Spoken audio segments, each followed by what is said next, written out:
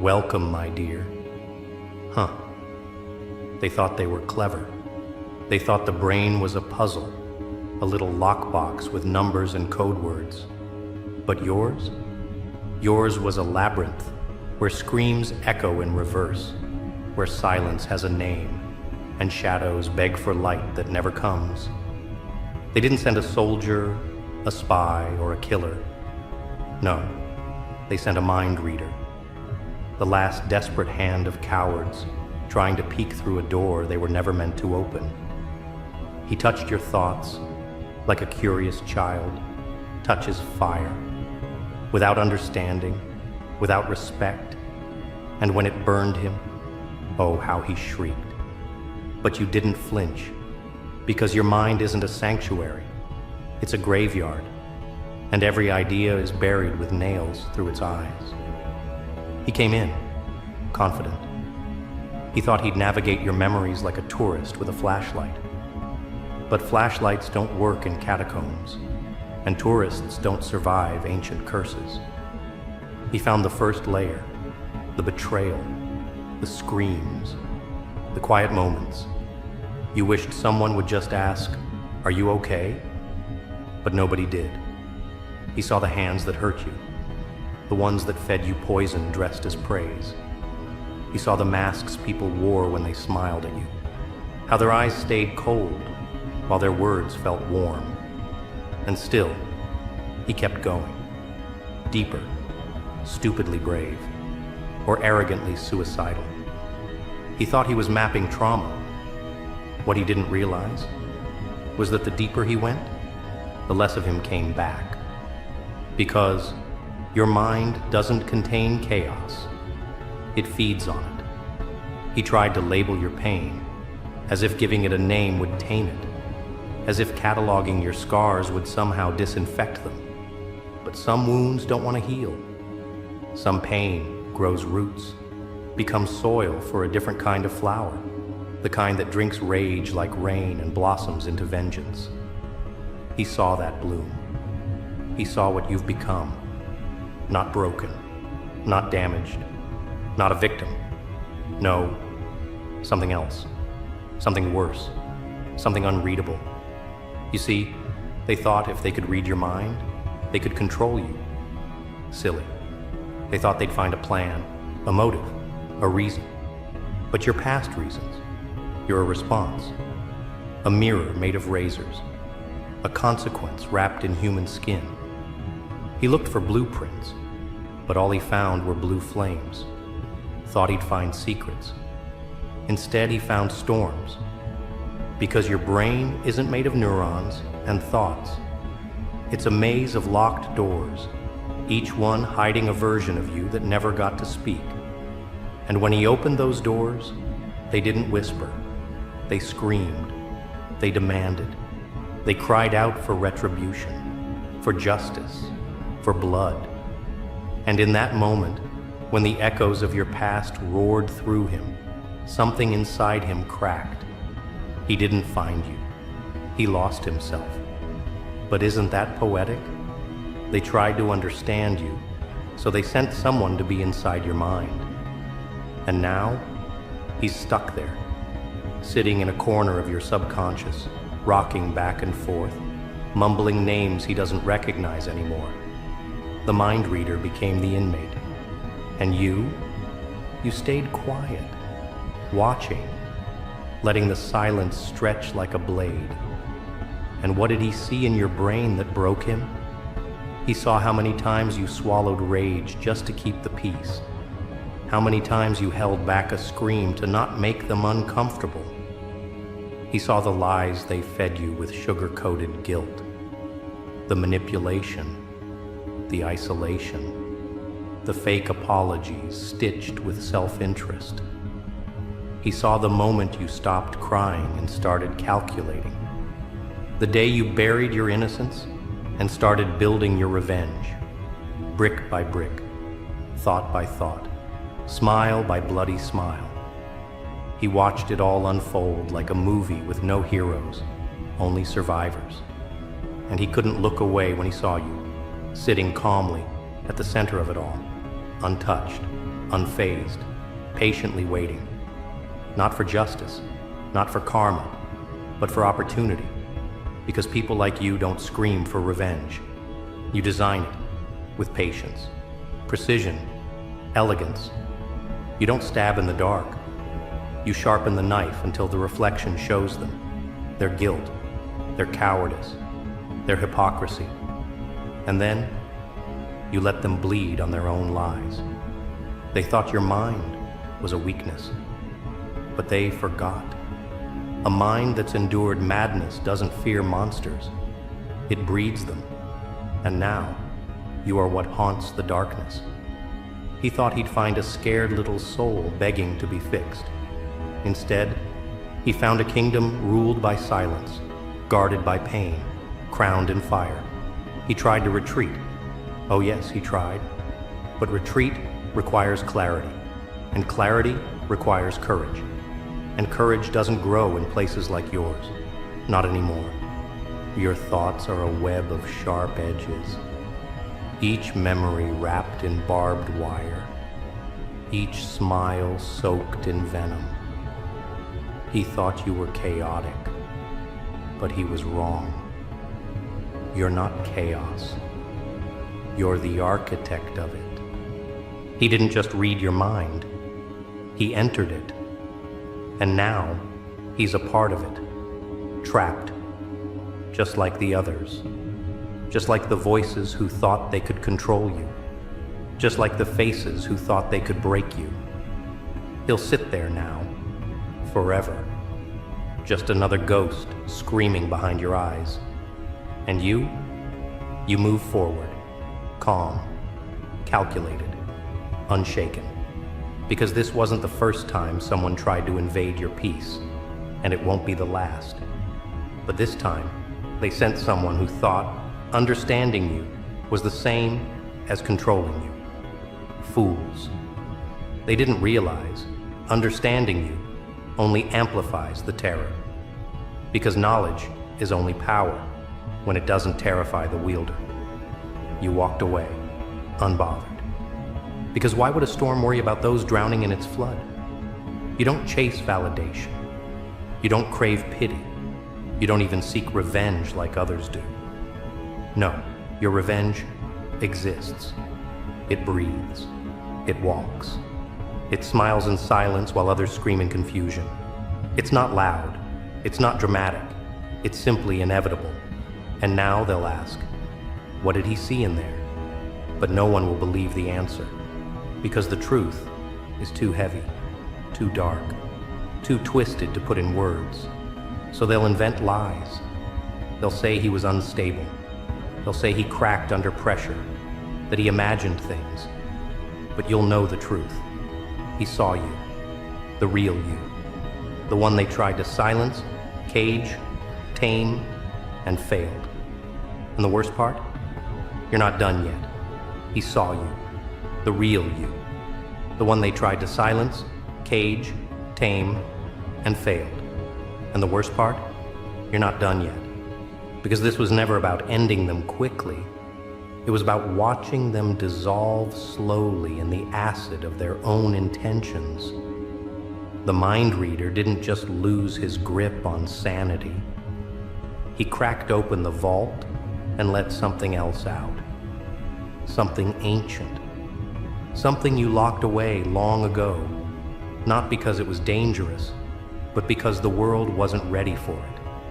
And now that it's free, there's no stuffing it back into the dark. The light stings it. The noise annoys it. But the chaos? Oh, it feeds on that. It grows teeth in turmoil and claws in betrayal. And what they don't understand is this. You're not trying to rebuild who you were. That version was naive, polished, predictable. You let them kill that self, and thanked them for doing the job you never had the strength to finish. Because the person that stands now is not some phoenix born from fire. It is the fire, moving with purpose, burning only what dares to stand in its way. You don't react anymore. You design. You architect the collapse of masks. You engineer silence where noise used to mock you. They still think this is personal, like this is about revenge for what they did. How small-minded, how utterly laughable. This isn't about what happened. It's about what's coming. You don't care about their regret, their tears, or their apologies drafted with trembling fingers. Let them beg. Let them bleed. Let them build temples out of excuses. You'll never step inside, because you've outgrown the need for closure. You don't need answers when you are the consequence. That mind reader, he was just a spark. He lit the fuse. Now the entire system is shaking, and they don't even know why. They feel it, the change in the air, the way your presence doesn't ask permission anymore. You walk into rooms and oxygen leaves. You speak, and their lies begin to shiver. Not because you expose them, but because you don't have to. Truth now walks beside you like a weapon no one can steal. They keep glancing at each other now, don't they? Whispering behind curtains they once used to stand in front of. The confidence that once decorated their faces is now flaking off like cheap paint. They ask questions in hushed tones. What did he see? What did she do? How much does he know? But the real question is one they're too afraid to ask out loud. What comes next? Because they thought knowing your story gave them leverage. They thought mapping your past meant they could predict your moves. But the truth is, you're not a narrative. They can't read you like a book because you keep rewriting yourself mid-sentence. One day you're fire. The next, you're ice. One moment you vanish. The next, you're everywhere. That's the horror they're now choking on. You are ungraspable. And anything they can't grasp, they try to destroy. But how do you kill something that's already been through death and came back with no soul to lose? You walk differently now, not with arrogance, but with absolution. You've made peace with the abyss inside you. You've stopped resisting it. Now, it walks in sync with your steps. No conflict, no duality, just harmony in darkness. That's what he saw when he entered your thoughts, the terrifying stillness of someone who no longer seeks justice, but balance. And that balance doesn't require fairness. It demands sacrifice. They underestimated your transformation. They thought you'd roar back with fury, but you returned silent. And silence, my dear, kills slower. It unsettles. It festers. Because when you scream, they know where you are. But when you're silent, they start losing track of what's real. They're watching everything now. Paranoia, licking their necks like a slow flame.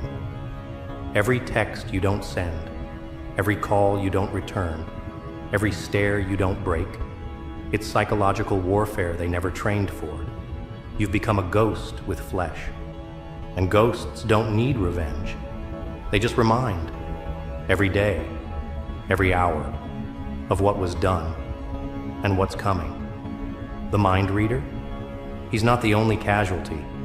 He was just the first to knock on the door. Now the others, those who built your downfall brick by brick, with their lies, with their manipulation, with their pretty little speeches dipped in poison, they're starting to feel the weight too. But not in the ways they expect. Not in screams or confrontations. No, you're more refined than that. You make their friends question them. You leave silence in places where laughter used to echo. You withdraw, not as weakness, but as a storm gathering strength. You've become the question mark in their routine, the shadow in their memory, the thing that doesn't speak, but doesn't go away. And yet, amid all this, You're not angry anymore. That's the most frightening part. You've replaced rage with purpose. You've stopped wasting fire on those who will never understand warmth. Now you burn only what fuels your future. You don't seek to punish them with pain. No, you punish them with your evolution. Because nothing haunts the wicked more than the sight of the one they broke, walking like royalty through the ruins. They still whisper your name, hoping it doesn't summon you, but it does. Every time they speak it, you grow stronger. Because names have power, and yours is now etched in their fear. Not because you demand obedience, but because your existence is proof that some people can't be caged, tamed, or read like weak minds on a therapist's couch. And yet, they'll try again. They always do. Because people like them live under the illusion that they matter more than they do, that they can still handle you, that they can still send someone else into your mind, hoping this one will return with answers. But they forget. You're not a riddle. You're a reflection. And every time they try to decode you, they see parts of themselves they're too terrified to admit exist. Now they sleep with one eye open, not out of guilt, but anticipation. Because the scariest thing in the world isn't a monster roaring, it's a monster planning. And you're building a masterpiece of consequences. Every choice they made, every word they said, every glance, every laugh, every whisper behind your back. You didn't forget. You cataloged it. You stored it like data in a vault made of fire. And now you're using it. Not recklessly, strategically, patiently, like poison in a king's wine. Slow, sweet, inevitable. They don't know how it'll happen, when it'll happen, but they know it's coming. That's the brilliance of your vengeance. It's not loud. It's not fast. It's not even labeled. It's just there, looming, breathing, smiling with its teeth hidden behind velvet gloves. And when it strikes, it won't be with chaos. It'll be with clarity. The same clarity the mind reader begged for as he spiraled inside your thoughts. Because clarity, when unprepared, doesn't heal. It shatters. He never returned whole. They sent him in to diagnose you, map your madness, measure your intent. And what came back was a shell wearing fear like a second skin. But it wasn't what he saw that broke him. It was what he felt. That overwhelming absence of regret. That flawless void where guilt should have lived. You didn't just move on from the damage. You studied it, mastered it, built a kingdom from it. And now, he wasn't the only one staring at the architecture of your vengeance. No, now they all see it. Towering, majestic, unstoppable. You don't chase them. You don't even speak their names. And that's what tightens the noose around their fragile egos. You've become a myth inside their own lives. Whispers behind boardroom doors, cold silences in once familiar group chats, nervous eyes scanning empty corners. You haunt them, not with presence, but with progress. The kind of terrifying, unapologetic ascension they convinced themselves you were incapable of. Every step you take now writes scripture in the soil they thought you'd be buried in. They keep checking their reflections, not for vanity, for traces, for evidence that you were there. They look for fingerprints in their guilt, footprints in their shame, and echoes in every decision they now doubt. That's the poison you've become, subtle, invisible, and impossible to cleanse. You didn't fight them in the open because that would have been too merciful. You fought them in consequence. You let time rot their confidence, You let success speak in ways their pride can't argue with. And the beauty is, you never had to raise your voice. They screamed enough for both of you, in panic, in frustration, in meetings, in midnight anxiety attacks they lied about the next morning. You let the mirror do the work. You let their lies fold in on themselves like a dying star. What they feared most was never your wrath. It was your evolution, that you grew, not in spite of them, but because of them. You turned betrayal into blueprint, and now you build legacies while they build excuses. The mind reader left behind more than fear. He left behind a warning, one they can't speak of publicly, one they scribbled on papers, encrypted in digital files, buried in layers of deniability. But the warning doesn't matter anymore. The infection already spread. Doubt has turned allies into observers, friends into statues. No one trusts anyone, because if you could hide that much, if you could become this beneath their noses, what else have they missed? You've dismantled their reality without even touching it. That's the kind of power they never saw coming. You didn't destroy their world. You made it irrelevant. You kept rising until their shadows couldn't reach you. And now they scream for your attention like abandoned gods, praying to be noticed by the very force they once tried to smother. But you don't answer. You don't need to. Your silence has become divine. Every day you don't respond is another sermon preached in the church of your aftermath. They wonder if you'll ever come back, as if this was a cycle, as if you were a phase. But you don't return to burned buildings. You don't revisit graves. You're not the ghost of what they did. You're the future of what they can't undo. They thought time would save them, that you'd cool down, that the storm would pass. But they forgot. Some storms don't move on. They take root.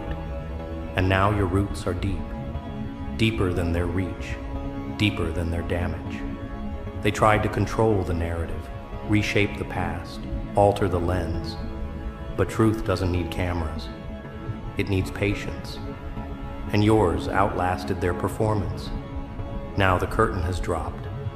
And behind it, frauds, pretenders, puppets with strings tied to their own cowardice. They underestimated the endurance of someone who has already sat at rock bottom and memorized the floor plans. You became everything they said you couldn't be, and more. Not just success, sovereignty.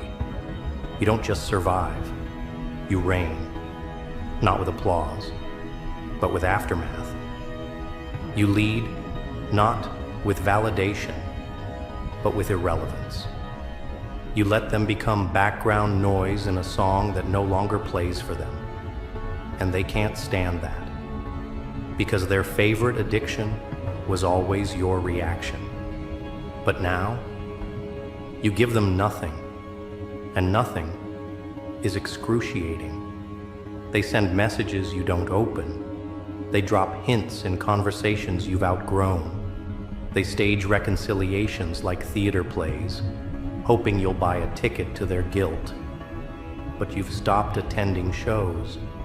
You don't participate in scripted apologies, in redemption arcs designed to comfort the villain. You don't need closure when your existence is the conclusion. The mind reader? He's a relic now, a reminder, a scar stitched across their psyche. Not because he failed, but because he confirmed what they feared most. You were never broken. You were becoming. And now that you've arrived, there's no negotiation, no compromise, no turning back. They call you heartless, as if you owe them softness after they fed on your empathy like vultures, as if compassion is a renewable resource they can exploit forever. But you didn't lose your heart. You just relocated it, far from their reach, far from their rot. And now that they can't access it, they call it cruelty. How convenient. But you've transcended that language. You're not here to prove them wrong anymore. You're here to prove you were never theirs to define. You don't walk in circles. You walk in patterns they can't follow. You build in realms they can't imagine. And every time they try to interpret your silence, they fail. Because you don't communicate in panic anymore. You communicate in outcomes. They sit in rooms they once filled with laughter at your expense, now echoing with the discomfort of their own irrelevance. They scroll through your progress like it's a horror story, each post, each step, each victory a page they can't unsee.